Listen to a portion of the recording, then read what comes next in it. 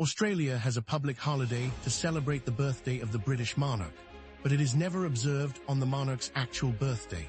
Different states celebrate it on different days. It is not called King's Birthday in all states, even though Australia now has a king.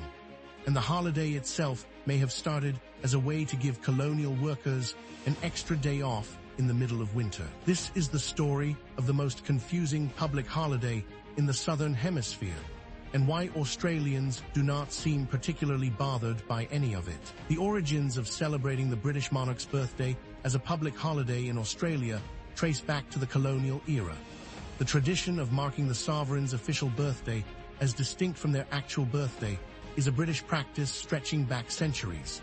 In Britain, the official Trooping the Colour ceremony marking the monarch's birthday has been held in June since the reign of George II in the 18th century, simply because June weather in London is more reliable for outdoor ceremonies than the February or April dates when monarchs were actually born.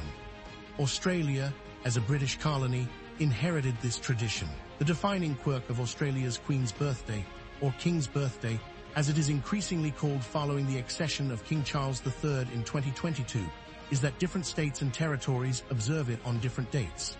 The Australian Capital Territory, New South Wales, South Australia, and Tasmania observe it on the second Monday in June. Victoria observes it on the second Monday in June as well, but did not historically. Queensland observes it on the last Monday in October. Western Australia observes it on the fourth Monday in September. The Northern Territory does not observe it at all as a public holiday. The result is a holiday that is genuinely different depending on which part of the country you are in. Why the variation? The answer lies in a combination of colonial history, state politics, and in Queensland's case, a deliberate decision to move the holiday to October to help spread out the public holiday calendar and give the tourism industry a boost in the spring. Victoria moved its observance to ensure it did not clash with other events on the calendar. Western Australia settled on September for its own scheduling reasons. The lack of national coordination is not a bug. It reflects Australia's federal system, in which states retain significant autonomy over their own public holiday calendars. In practice, the Queen's Birthday long weekend in June is most associated with major annual events. In Melbourne, it is inseparable from the AFL Queen's Birthday match, traditionally between Collingwood and Melbourne, which has been played on this weekend since 1940. The MCG fills with up to 80,000 spectators for a game that has become one of the most watched regular season AFL matches of the year. In other states, the holiday is marked by garden shows, winter festivals, and the Australian citizenship ceremony, in which new Australians take their oath of citizenship at events held around the country. The King's Birthday Honours List is the most substantive official element of the holiday. Published twice a year, on the King's Birthday and on Australia Day, the list recognizes Australians for service to their community, profession, or country through the Australian Honours System, Order of Australia, Australian Bravery Decorations, and the Australian Antarctic Medal, among others. Hundreds of Australians are named in each list. The King's Birthday Honours are considered slightly more prestigious than the Australia Day Honours, with a higher proportion of senior appointments. Recipients range from scientists, artists, and educators to emergency service workers, community volunteers, and athletes. 3 facts about Australia's Queen's Birthday. First, King Charles III's actual birthday is the 14th of November. No state in Australia observes the holiday anywhere near that date. Second, when Queen Elizabeth II was alive, her actual birthday was the 21st of April, also not observed.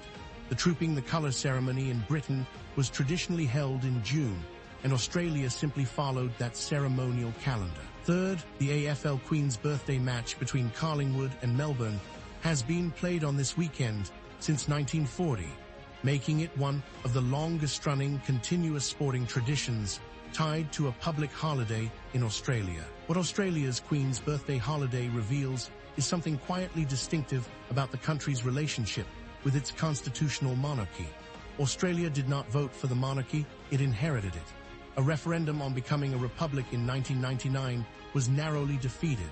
Public opinion on the monarchy in Australia is divided and has shifted over generations.